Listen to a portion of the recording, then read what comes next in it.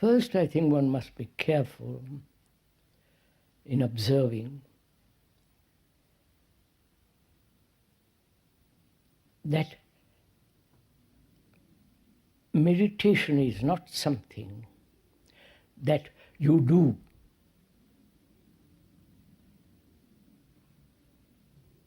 Meditation is something entirely a movement into the whole question of our living. That's the first thing. How we live, how we behave, whether we have fears, anxieties, sorrows, we are pursuing everlastingly pleasure, whether we have built images about ourselves and about others. We must, that is part of our life, and in the understanding of that life and of those various issues involved in life and being free from those, actually being free, then we can proceed to inquire into what is meditation. That's why we have, for the last 10 days or last week, we have said we must put order in our house. Our house is ourselves. Complete order. Then, when that order is established, not according to a pattern, but when there is understanding, complete understanding of what is disorder, what is confusion, why we are in contradiction in ourselves, why there is this constant struggle between the opposites, and so on, which we have been talking about for the last 10 days or last week. Having put that in order, our life in order, and the very placing things in their proper place is the beginning of meditation. Right? If we have not done that, actually, not theoretically, but in daily life, every moment of our life, then if you have not done that, then meditation is merely becomes another form of illusion, another form of prayer, another form of wanting something, money, position, refrigerator, and so on. So we are asking now, what is the movement of meditation? First of all, we must understand the importance of the senses.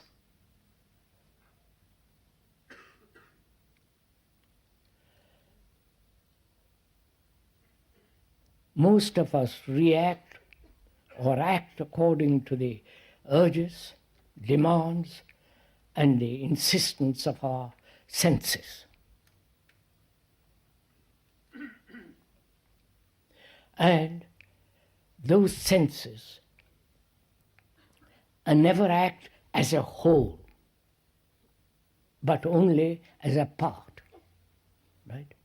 Please understand this, if you don't mind inquiring into this little more for yourselves, talking over together, that all our senses never function,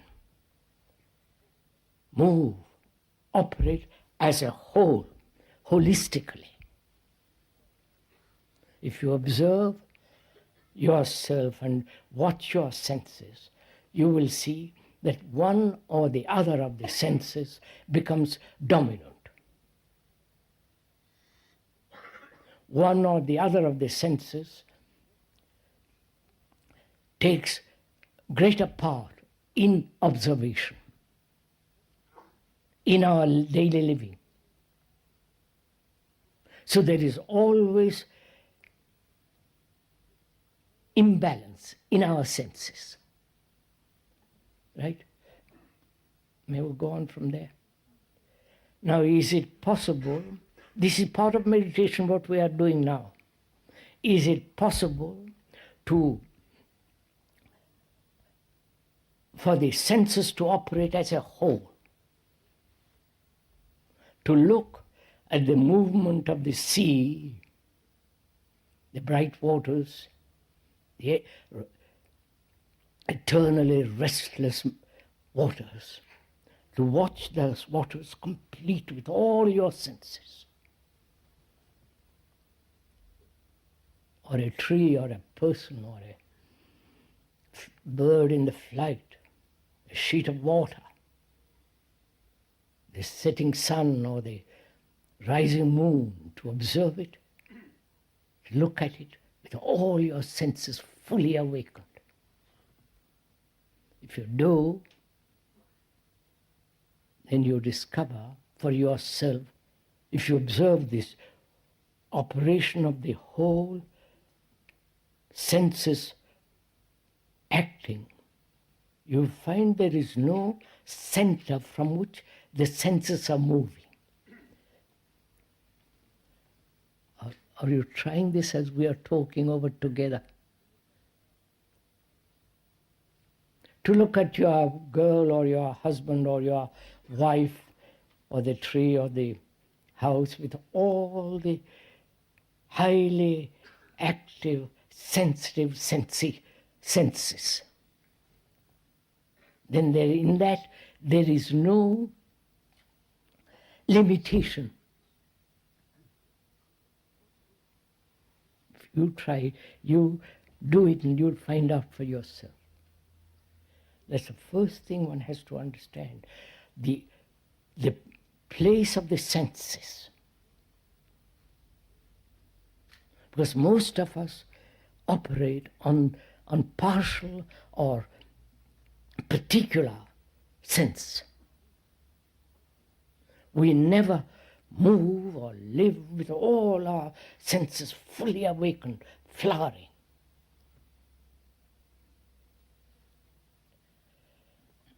Because as most of us live, operate, and think partially. So one of our inquiries into this is for the senses to function fully and realize that the importance and the illusions that senses create. Are you following what this? And to give the senses their right place, which means not suppressing them, not controlling them, not running away from them, but to give the proper place to the senses. This is important because in meditation, if you want to go into it very deeply, unless one is aware of the senses, they create different forms of neurosis, different forms of illusions. They dominate in our emotions and so on, so on, so on. So that's the first thing to realize. When the senses are fully awakened, flowering, then the body becomes extraordinarily quiet.